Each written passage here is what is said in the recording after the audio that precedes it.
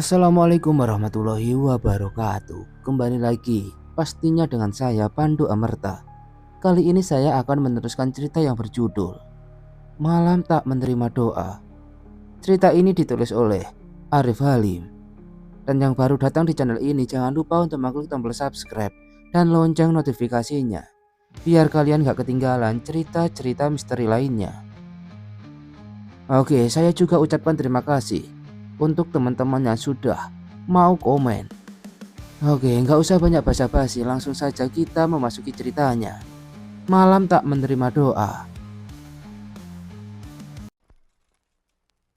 Pagi menjelang siang, itu langit berwarna pucat, menyimpan sisa embun di ujung dedaunan. Suara burung masih sesekali terdengar, menyambut hangat matahari yang mulai menanjak naik.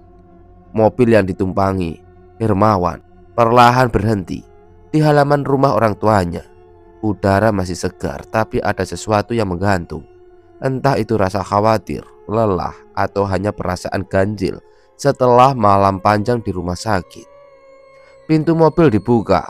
Hermawan segera turun, lalu membantu Naya yang masih tampak lemah keluar dari kendaraan sambil menggendong bayi kecil mereka yang terbungkus selimut putih. Di kursi belakang, ibu Naya ikut turun, matanya tak lepas dari cucunya. Akhirnya sampai juga. Semoga di sini kamu bisa lebih tenang ya, Nay. Iya, rumah ini kelihatan lebih hangat dari rumah kontrakan kita. Entah kenapa. Itu tandanya tempat ini penuh doa. Semoga tidak ada yang berani mengganggu kalian di sini. Ia menatap tajam ke arah pepohonan di kejauhan. Ibu, udah masuk duluan. Aku bawa tas-tasnya. Naya, kamu duduk dulu di teras ya. Jangan terlalu capek. Iya mas, bayinya juga kayaknya masih tidur pulas. Angin semilir lewat perlahan. Dari balik jendela rumah tampak tirai bergerak seolah menyambut mereka. Tapi entah kenapa Naya merinding. Ia menatap ke dalam rumah, dan untuk sepersekian detik seolah ada bayangan melintas cepat di lorong belakang.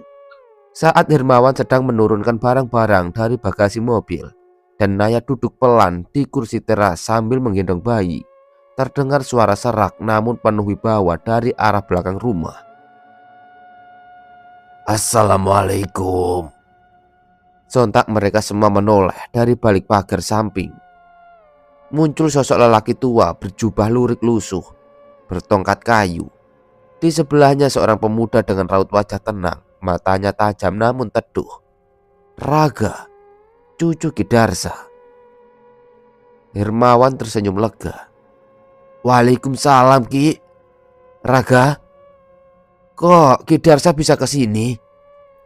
Ki Darsa mendekat perlahan. Kami langsung dari rumah barumu, Wan. Ada rasa yang tidak enak sejak malam tadi. Angin di sana membawa bau yang asing. Raga menatap bayi dalam gendongan Naya.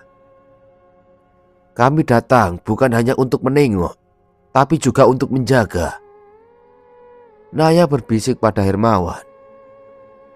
Mereka tahu ya. Mereka tahu ada sesuatu yang salah. Ki Darsa menatap tajam ke arah pepohonan di belakang rumah. Makhluk itu belum selesai menagih. Rumah itu belum melepas bekas darah yang pernah ditumpahkan. Tapi cahaya baru sudah lahir. Dan ia membawa harapan sekaligus bahaya. Ibu Naya dengan nada cemas. Jadi mereka datang untuk anakku. Raga mengangguk. Dan untuk kalian semua. Tapi tenang, selama Ki Darsa berdiri, tak satu pun makhluk berani melangkah seenaknya. Sejenak ketegangan menggantung di udara. Kata-kata Ki Darsa dan Raga membawa hawa dingin yang tak terlihat namun terasa menusuk. Naya mendekap bayinya lebih erat. Hermawan menatap ke arah rumah dengan keraguan yang makin menebal. Tiba-tiba Kidarsa mengangkat tangan dan menyuruh semua diam. Shh. Dia menunjuk ke arah Raga dengan mata menyipit lalu terkekeh pelan. Kidarsa berucap, "Jangan terlalu serius. Cucuku ini memang kebanyakan baca kitab tua. Nadanya selalu seperti mau perang sama makhluk halus." Raga tersenyum kecil mengangguk sopan. "Maaf Bu, Pak, saya memang terbiasa bicara langsung, tapi yang saya katakan benar." Kidarsa mendekati bayi lalu mengangguk kagum. "Alhamdulillah, anakmu sehat, cantik. Cahaya di dahinya terang. Tapi ingat, cahaya yang terang paling cepat menarik bayangan hitam. Itulah sebabnya kami datang lebih cepat dari biasanya." "Kami berterima kasih, Ki. Sejujurnya, saya sendiri masih belum percaya semua ini benar-benar terjadi," ucap Hermawan. Naya pelan lirih. "Tapi kita semua merasakannya, Mas. Semenjak aku mengandung, rasanya seperti selalu diawasi." Angin kembali menembus pelan. Suara gemerisik dedaunan seperti bisikan, samar dan menggoda. Tapi kini, di tengah keluarga kecil itu berdiri dua sosok penjaga yang tak asing dengan dunia di balik tirai. Kidarsa dan Raga yang datang bukan hanya sebagai tamu, tapi sebagai pelindung. Kidarsa menepuk ringan lengan Naya, menatapnya lembut dengan tatapan seorang kakek pada cucunya.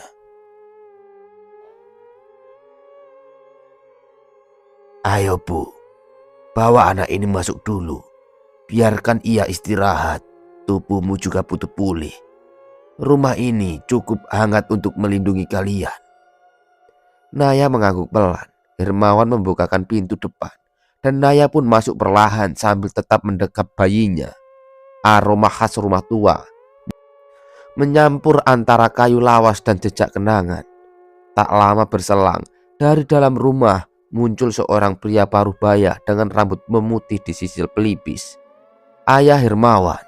Wajahnya hangat namun tampak sedikit terkejut melihat tamu yang duduk di teras depan. "Assalamualaikum." Kidarsa, Raga, sudah lama gak kesini." Kidarsa berdiri sebentar membalas salam. "Waalaikumsalam, Kang Jatmiko." "Iya, kami datang tiba-tiba. Maaf kalau belum sempat kasih kabar." Raga mengangguk sopan. "Salam hormat Pak Jatmiko." Ayah Hermawan membalas dengan sopan. Duduk. Ini rumah sendiri, jangan sungkan." Mereka semua pun duduk di kursi kayu panjang dan kursi rotan tua yang masih kokoh. Suasana pagi menjelang siang terasa sejuk dengan angin lembut menyentuh kulit. Obrolan pun mengalir ringan. Mertua Hermawan, "Tadi sempat hujan rintik ya subuh-subuh. Makanya adem banget sekarang," ucap mertua Hermawan. "Iya, tadi pas jalan dari rumah sakit juga sempat berkabut sebentar, Pak." Cuaca sekarang memang aneh. Tapi syukurlah cucuku lahir dengan selamat," ucap ayah Hermawan dengan tersenyum bangga. "Bayi itu membawa berkah, Kang. Insya Allah jadi penyejuk mata dan hati keluarga," ucap Kidarsa tersenyum lembut. "Namanya sudah ditentukan, Wan?" "Belum fix sih, tapi kami ada beberapa pilihan. Naya pengen ada unsur langit, katanya," balas Hermawan. Mereka tertawa kecil bersama untuk sesaat. Tak ada yang menyebut soal rumah tua, mimpi buruk, atau bayangan gelap yang sempat mengintai. Hanya percakapan ringan antara keluarga dan tamu lama yang terasa seperti saudara sendiri. Namun dari dalam rumah, Naya yang sedang menidurkan bayinya di kamar tiba-tiba merasakan hawa dingin yang mengedap di ubun-ubunnya. Tawa ringan masih terdengar di teras. Gelas-gelas teh mulai terisi dan aroma kayu manis dari cangkir ibu mertua Hermawan menambah hangatnya suasana. Namun di antara tawa dan obrolan santai itu, raut wajah Raga perlahan berubah. Dahinya berkerut halus. Ia menoleh ke arah dalam rumah, seolah ada sesuatu yang memanggil. Tidak dengan suara, tapi getaran halus yang hanya bisa dirasakan oleh mereka yang peka. Raga berdiri perlahan sambil tersenyum. "Permisi, saya ingin melihat-lihat ke dalam. Sekalian mau menyapa Naya dan si kecil." "Oh iya, silakan Rag. Anggap saja rumah sendiri," jawab ayah Hermawan. Kidarsa hanya menatap Raga tanpa bicara, lalu tersenyum kecil dan mengangguk pelan. Raga masuk ke rumah dengan langkah tenang. Setiap kakinya menjejak ubin tua, ia membisikkan doa dalam hati. "Bismillahirrahmanirrahim. Bismillahirrahmanirrahim la yadurru ma ismihi." Doa perlindung yang ia hafal sejak kecil. Begitu melewati ambang pintu, udara di dalam rumah terasa lebih berat. Cahaya dari jendela tak mampu mengusir bayangan yang menggantung di sudut-sudut ruangan. Raga tahu sesuatu yang mengintip menguji batas keberanian dan iman. Namun dengan tenang ia menarik nafas dalam-dalam, lalu membaca ayat kursi dalam hati. Seketika itu pula hawa dingin yang menyelimuti rumah perlahan memudar. Suasana kembali normal, angin kecil kembali masuk lewat celah jendela, dan cahaya matahari menyentuh lantai ruang tamu. Dari kamar, Naya yang tadinya merasa resah tiba-tiba merasa lega, seperti pelukan hangat menyapu punggungnya. "Terima kasih ya Allah," bisik Naya. Dari balik lorong, Raga hanya berdiri sejenak, menatap ke arah kamar, lalu tahu semuanya belum selesai. Tapi untuk saat ini, rumah ini aman. Langkah Raga meninggalkan lorong rumah kembali ke arah teras. Udara dalam rumah kini terasa ringan, seolah beban tak kasat mata yang sempat menggantung telah sirna. Meski hanya sementara, ia muncul di ambang pintu dengan raut tenang, lalu kembali duduk di samping Kidarsa yang sudah lebih dulu memahami segalanya. Sambil menuangkan air teh ke cangkir yang masih kosong, Raga berkata pelan namun jelas, seolah menuturkan sesuatu yang bisa dilakukan dalam budaya lama. "Nanti siang atau sore, tolong tanam bunga-bunga harum di dekat setiap lubang masuk, dekat pintu utama, jendela, ventilasi, jenis apa saja yang wangi, melati, kenanga, atau sedap malam, asal akarnya bersih dan ditanam dengan niat baik." Hermawan menoleh sedikit bingung. "Untuk apa, Rag?" Raga tersenyum kecil. "Agar aroma wangi yang masuk ke rumah ini adalah aroma hidup, bukan aroma yang membawa ingatan akan kematian."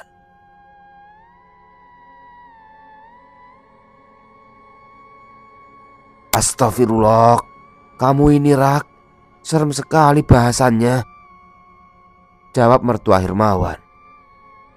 Kidarsa menimpali sambil mengangguk pelan. "Itu bukan serem, Bu. Itu halus. Yang tidak tampak biasanya hanya bisa disentuh dengan cara yang halus pula." Ayah Hermawan menarik nafas panjang. "Baiklah, nanti saya minta anak-anak tanam bunga. Sore ini di gudang masih ada bibit kenanga dan sedap malam." Kidarsa menatap Raga dengan mata mengerti. Ia tak berkata apapun, hanya mengangguk. Ia tahu benar, bukan bunga yang dikejar, tapi aura yang ditarik darinya. Di dunia ini, makhluk tertentu hanya datang bila bau tertentu membuka jalan. Dan kini mereka sedang menutup jalan itu perlahan dengan kesabaran, doa, dan keharuman dari tanah sendiri. Mentari mulai naik lebih tinggi, membentuk bayangan condong Di halaman depan, obrolan di teras masih berlanjut dengan nuansa akrab dan tenang. Setelah suasana kembali nyaman, Hermawan meletakkan cangkir tehnya lalu menatap Ki Darsa dan Raka dengan penuh harap. "Ki, Rak, kalau nggak keberatan, menginaplah di sini malam ini." Dia melirik ke arah ayahnya. "Besok pagi bapak mau mengadain pengajian kecil, doa selamat buat cucu pertama." Ayah Hermawan tersenyum lebar. "Iya, cuma sederhana, ngundang tetangga dekat sama ustadz kampung saja. Sekalian syukuran, biar jadi doa pertama yang baik buat masa depan cucuku." Ki Darsa mengangguk pelan. "Tentu kami akan tinggal. Rumah ini masih perlu dijaga untuk beberapa waktu, dan doa adalah pagar terbaik." Raga melihat ke arah jendela. "Malam nanti mungkin sepi, tapi tidak sunyi. Maka biarlah kami tetap di sini." Mertua Hermawan menjawab dengan pelan. "Wah, kalau begitu saya siapkan kamar tamunya ya. Ki Darsa sama Raga, kalau ada yang kurang nanti bilang saja." Raga tersenyum sopan. "Terima kasih, Bu. Kami tidak butuh banyak. Asal bisa menghadap kiblat dan ada air wudhu cukup bagi kami." Angin kembali berhembus ringan, membawa harum samar dari bunga-bunga liar di perkarangan. Di dalam rumah, suara tangisan bayi terdengar sebentar, lalu kembali hening. Langit mulai cerah penuh, seolah memberi restu pada keluarga yang baru saja tumbuh. Namun di balik senyum dan rencana syukuran itu, Ki Darsa tahu betul, malam nanti langit akan membawa pesan, dan mereka harus bersiap bukan dengan senjata tapi dengan zikir dan kewaspadaan. Kumandang azan zuhur terdengar nyaring menembus dinding rumah, mengalun dari masjid kecil yang hanya berjarak 2 gang dari rumah Hermawan. Suaranya jernih dan lantang, seperti memanggil hati untuk kembali tenang. Ki Darsa yang sedang menyeruput teh tiba-tiba berhenti sejenak, lalu menoleh pada Hermawan sambil menyipitkan mata penuh seloroh.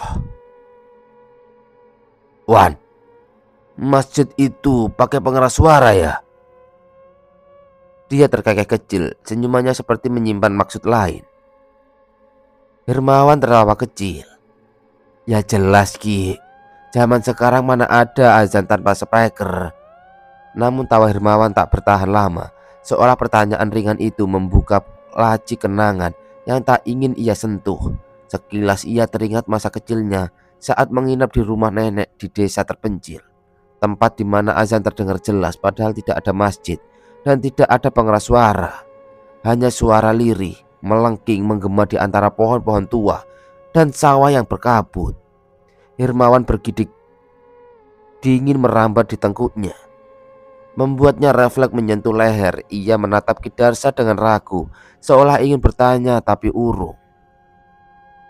Ki Darsa masih dengan senyuman pelan, kini lebih lembut.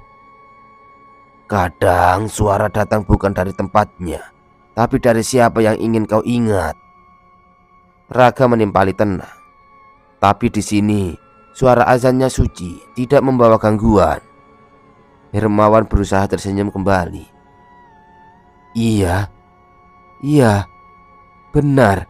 Di sini aman. Namun jauh di dalam ia tahu suara yang pernah ia dengar di masa kecil itu bukan azan biasa. Dan kini dengan rumah barunya yang penuh sejarah, ia mulai bertanya-tanya apakah suara itu akan kembali. Langit malam menggantung tenang, bintang-bintang malu-malu bersembunyi di balik sisa awan, dan hawa sejuk mulai menyelimuti halaman rumah Hermawan. Kumandang azan Isya telah lama berlalu, menyisakan ketenangan khas malam perdesaan. Lampu-lampu rumah mulai dimatikan satu persatu, menyisakan cahaya hangat dari ruang tengah di ambang pintu. Mertua Hermawan bersiap pulang. "Kami pulang dulu ya. Besok pagi-pagi kami balik, bantuin urusan pengajian," ucap mertua Hermawan. "Iya Bu, hati-hati di jalan. Jangan lupa besok bawa daun pandan ya, yang banyak,"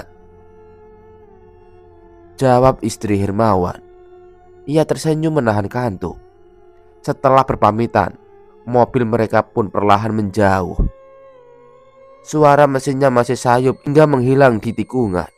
Di dalam rumah, Ki Darsa duduk bersila dengan tenang membaca wiridnya pelan di ruang tengah. Naya dan bayinya sudah tidur di awal, dijaga oleh doa-doa yang menggantung di dinding rumah dan zikir yang mengalun lirih dari bibir orang tua. Namun Raga tak ikut masuk. Ia memilih duduk di samping rumah, di atas bangku kayu kecil yang mulai lapuk, ditemani semilir angin dan suara jangkrik yang tak henti bernyanyi. Ia menatap ke arah kebun belakang yang diselimuti gelap.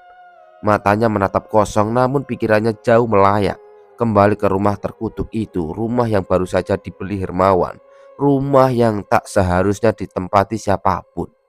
Raga memejamkan mata dalam diam. Suara itu kembali datang, bukan dari luar, tapi dari dalam dirinya sendiri. Dari relung yang disimpan rapat-rapat, bisikan itu lirih seperti hembusan angin di telinga, namun berat, menyakitkan.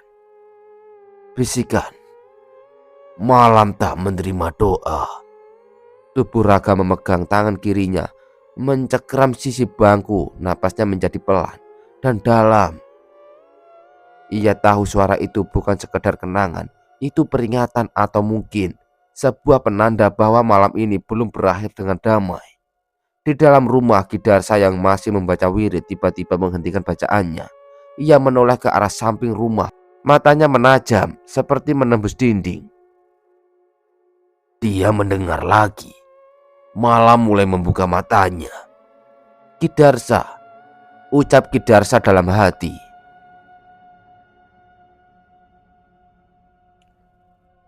Ki Darsa melangkah pelan. Setiap jejak kakinya seolah tenggelam dalam keheningan yang pekat. Suara langkahnya yang samar tertelan angin dingin malam itu, sementara bayangan menari-nari di balik kabut tebal yang mengelilingi rumah terkutuk itu. Kepalanya terangkat, menatap lurus ke pintu yang berderit saat ia dorong perlahan. Hawa panas mendadak menyergap, seperti nafas panas dari sesuatu yang bersembunyi dalam gelap, menyambut kedatangannya dengan ancaman tanpa suara. Di dalam pelataran hanya ada keheningan, tak ada suara langkah lain, tak ada bisikan, hanya kesunyian yang pekat dan bau lembab yang menusuk hidung, seolah-olah rumah itu menahan nafas, menunggu sesuatu yang tak terucapkan. Ki Darsa mengangkat tangan seperti hendak mengusap pintu itu, tapi berhenti. Matanya menatap kosong ke dalam gelap, merasakan ada sesuatu yang lebih dari sekedar hantu. Ada janji dan kutukan yang tak terucapkan, bersemayam di setiap sudut rumah ini. Hentikanlah semua ini, ucap Ki Darsa terdengar lirih, lebih pada doa daripada perintah. Meskipun hanya angin yang menjawab, desir angin menyusup di sela-sela celah jendela, berbisik lirih penuh ancaman. Sudah aku bilang, di rumah ini kalam itu tak berguna. Cahaya itu akan kutelan. Sekejap suara angin hilang, berganti dengan semerbak bau bangkai yang menusuk hidung, membuat setiap nafas terasa penuh kepedihan. Deru nafas berat silih berganti memenuhi ruangan, bergema seperti nafas makhluk tak kasat mata yang mengintai dari sudut gelap. Tiba-tiba tawa mengerikan pecah, keras, menggema seperti suara dari jurang paling dalam neraka. Diiringi tangis pilu yang berbaur dengan suara mengaji. Tapi kalam itu diputar terbalik, berbalik menjadi doa kutukan yang menusuk jiwa. Tawa melengking menyeruak kembali, mengejek dan memuntahkan kegelapan itu seperti racun yang mengalir dalam udara. Rumah itu hidup, bukan sekadar bangunan, tapi penjara bagi kegelapan yang tak terhapuskan. Ki Darsa berdiri kaku, napasnya tertahan, merasakan jiwa-jiwa yang terperangkap berteriak dalam diam, menantang kehadirannya di balik dinding penuh dosa. Ki Darsa tersenyum tipis, tatapannya tajam menusuk kegelapan yang mengelilingi. Suaranya lirih tapi penuh keyakinan. Aku adalah kalian dan kalian adalah diriku. Hening sejenak seperti seluruh jiwa yang terperangkap menahan nafas. Aku adalah kegelapan, lanjut Kidarsa pelan, dan kalian adalah cahaya. Pelataran yang tadi dipenuhi bayang-bayang dan bisikan kini bergolak. Kidarsa membalikkan tangan, mengubah setiap sudut rumah menjadi cermin yang memantulkan kegelapan itu sendiri. Rumah dan segala isinya seperti marah, mendidih oleh kemarahan yang tak terucap. Seolah-olah jiwa-jiwa itu menolak kenyataan bahwa cahaya dan gelap adalah satu. Angin menggila, menerbangkan reruntuhan dan debu. Suara jeritan dan tawa yang bercampur dalam satu simfoni kekalutan memekakkan telinga. Kegelapan meronta menolak disatukan dengan cahaya. Namun Kidarsa berdiri teguh, batu karang di tengah badai hitam, penanda bahwa tak ada yang abadi kecuali perubahan. Terimalah, suara menggema. Kita satu, tanpa satu pun tak berarti. Dari balik kabut kelam, sosok Raden Suryawisesa mulai menampakkan diri. Tubuhnya sudah hancur, dimakan sumpah dari janji yang pernah ia ingkarkan. Menjadi wujud yang lebih gelap dan pekat daripada iblis paling kelam sekalipun. Kulitnya seperti tar hitam yang mengalir, tanpa bentuk pasti, namun penuh aura mengerikan yang mampu membekukan darah siapa saja yang memandang. Di sekelilingnya, bayangan pekat hitam bergulung-gulung seperti kabut hidup mengerumuni Raden Suryawisesa, bagaikan penjaga yang tak terpisahkan. Dari lehernya tergantung rantai berat, berkarat dan bersuara berderit saat ia bergerak. Rantai yang mengikat jiwanya, membelenggu antara dunia nyata dan kutukan yang tak berujung. Rantai itu seolah memiliki nyawa sendiri, berkilat hitam dan berbisik lirih dengan suara duka dan kemarahan, menandakan belenggu sumpah yang tak pernah bisa lepas. Wajah Raden Suryawisesa tertutup bayang-bayang. Hanya sepasang mata merah menyala yang menatap dengan dingin dan penuh dendam, menyibak gelap di sekitar rumah terkutuk itu, mengancam keberadaan siapapun yang berani mendekat. Kidarsa mengambil segenggam garam kasar, perlahan menaburkannya membentuk lingkaran di pelataran rumah terkutuk itu. Dengan tongkat di tangan, ia mulai menggambar garis-garis rajah kuno yang terpahat dari mantra awal, simbol perlindungan yang telah diwariskan turun-temurun. Langkah Kidarsa pelan namun pasti, mendekat ke pusat lingkaran. Tatapannya teduh, penuh ketenangan yang tak goyah meskipun kegelapan mengerikan menghadang. Perlahan suaranya mengalun membaca doa Sulaiman, kalimat suci yang getarannya membelah bumi dan langit, seakan membuka cahaya yang selama ini tersembunyi di balik kelam. Raungan keras menggema dari dalam kegelapan. Suara yang menembus jiwa menandakan perlahan gelap yang tak ingin menyerah. Namun gelap itu tak hanya mengeram. Ia tertawa gelak, tawa melengking yang penuh ejekan, mencoba menahan cahaya agar tidak membebaskan dunia dari bayangannya. Kidarsa tetap berdiri tegak. Doa terus mengalir dari bibirnya, berjuang menaklukkan gelap yang menolak tunduk. Doa-doa Kidarsa mengalir dari mulutnya seperti pancaran sinar matahari yang menembus kegelapan. Cahaya itu memancar keluar, menerangi setiap sudut gelap yang mengancam, seolah alam semesta ikut berseru bersama suaranya. Setiap kata yang terucap membawa kehangatan, menyingkirkan kabut hitam yang mengekang jiwa-jiwa yang terperangkap dalam rumah terkutuk itu. Getaran doa itu membuat bumi bergetar halus, dan langit seolah membuka tirai gelapnya, membiarkan sinar harapan menembus malam yang pekat. Kidarsa membalikkan wajahnya, tatapannya penuh keyakinan yang membakar. Suaranya lantang namun lembut menggema di antara raungan gelap. Malam ini akan menerima doa, dan malam akan terusir oleh cahaya. Gelap itu menggigil, tertahan antara kemarahan dan ketakutan. Namun cahaya dari doa Kidarsa tidak terhentikan, mengalir deras menyingkap tirai kelam. membawa janji pagi baru bagi jiwa-jiwa yang terperangkap dalam kegelapan. Janjimu, sumpahmu adalah dirimu sendiri, bukan mereka yang harus menanggung. Ki Darsa bersuara menggema, tegas dan penuh amarah yang tak terkendali. Aku adalah kunci. Aku akan menutup semua dan mengurung kegelapan di tempat kehampaan yang sekalian sangat benci dan hindari. Kata-kata menggema di antara bayang-bayang yang mulai bergetar tak karuan.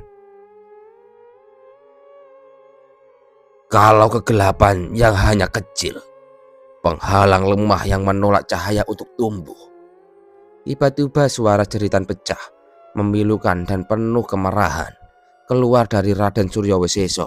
Bayangan-bayangan di sekitarnya bergetar hebat, seperti gelombang dahsyat yang siap meledak dan melahap segalanya. Kalam-kalam yang selama ini diputar balikan bukan lagi menyentuh, melainkan menghapus, menghilangkan bekas kehadiran cahaya dan doa. Tapi doa-doa itu bukan tidak menerima mereka, hanya menghindar, menunggu waktu yang tepat untuk membalas.